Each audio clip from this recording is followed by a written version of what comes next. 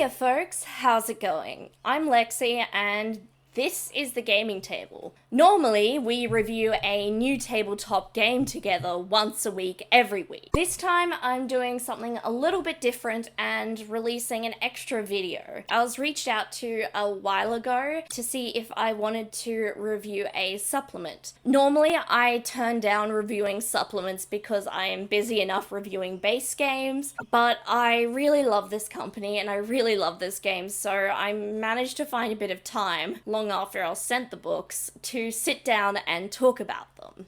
So from the very kind and generous folks at Chaosium, let's talk about Cults of RuneQuest, the Lightbringers. I've done a review of the basic manual for RuneQuest before. Feel free to check that out. It's by no means perfect, but I really do genuinely love RuneQuest. I'll try summarize it quickly. RuneQuest is a Bronze Age fantasy setting. There are numerous cultural, religious, and ethnic groups moving about this land known as Glorantha. It's actually a flat, oblong-shaped planet. This supplement in particular covers the cult of the light. This group of gods are among some of the most popular gods to be worshipped throughout the lands. We're firstly introduced to the gods: Orlanth, Vigna, Charlana, Arroy, Yumal, Iseris, Lankomai, Bantna, Darkafal, Foundchild, Gargeth, Hela, Humak, Lanbril, Mastakos, Ordalia, Stormbull, Valind, Wala, and Igyinkin. The god that for me loomed the largest in this pantheon is Orlanth, and this makes sense. He is the father figure of this pantheon. This supplement details some of his heroic exploits and adventures, as well as what some of the other gods got up to. Orlanth is a storm god. He has fought with many of his brothers, and he stands out among them for his compassion and love for the earth goddess. The other gods in this pantheon are, of course, important in their own right.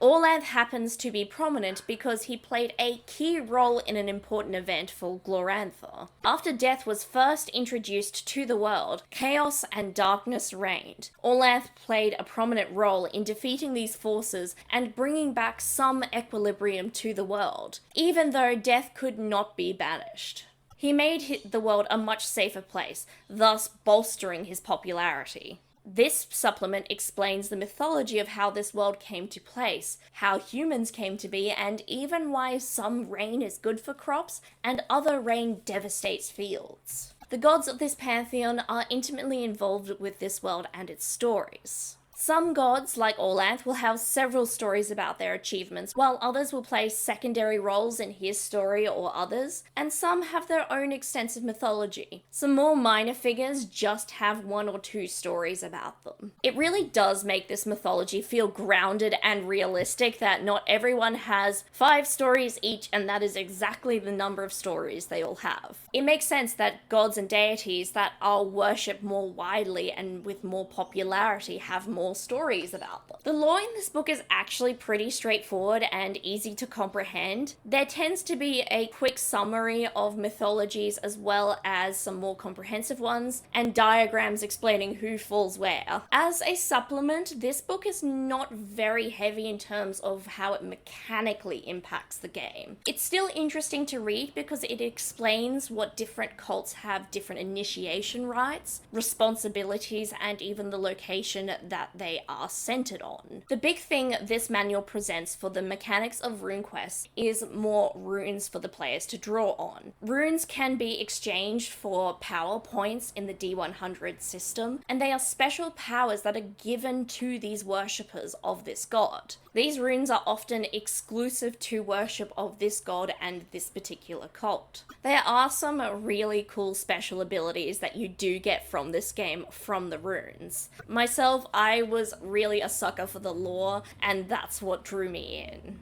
I personally am a huge fan of a Bronze Age fantasy setting, and I love that this manual doesn't shy away from the inspiration. The different art style, the mythologies, and the different worship practices I came across in this manual had clear inspirations from multiple cultures around the world. Not everything about this world in this book is nice and pleasant. Sometimes religion is unpleasant and bloody. I've always loved the art in the RuneQuest books, but I've always especially loved the symbolic and religious art the most. Don't get me wrong, I love to see the artwork that depicts everyday life in the RuneQuest world that we see in the other manuals. I just find the art illustrations for the pantheons and the gods of RuneQuest to be jaw-droppingly stunning. They're a feast for your eyes, and I could very easily want a print of several pages up on my walls. The first time I looked through this book, I couldn't even read it yet. I just had to keep flipping and oohing and ahhing at the art. I hate to say it, but I don't think this book is for everyone. Firstly, you do need the base handbook to make this book make sense.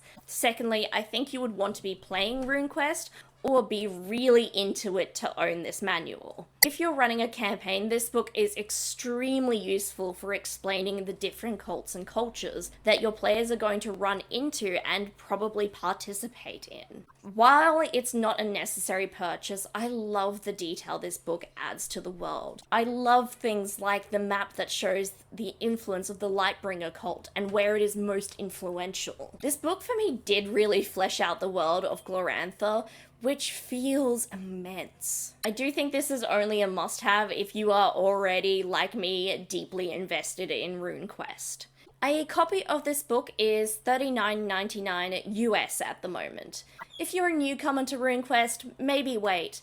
But if you are already deeply in love with RuneQuest or you're running a campaign, this book could be an easy purchase to make. I love RuneQuest, and it does feel like a bit of a betrayal that I'm not telling you to just go buy it. I'm trying really hard to be fair and reasonable and not let my bias run away from me. It doesn't help that this book is so beautiful and interesting. But what did you think? Did this review of this supplement get you more interested in RuneQuest? Or are you already deeply invested? Let me know your thoughts down in the comments below. While you're there, I encourage you to like this video, subscribe and turn on notifications so YouTube tells you when I've next uploaded. And you could even share this video with a friend. Maybe you know someone who loves RuneQuest. It all helps YouTube think that this is a video worth seeing. I also have a Ko-Fi page where you can donate to the channel. I hope you're all well, and I look forward to seeing you next time at the gaming table. Bye!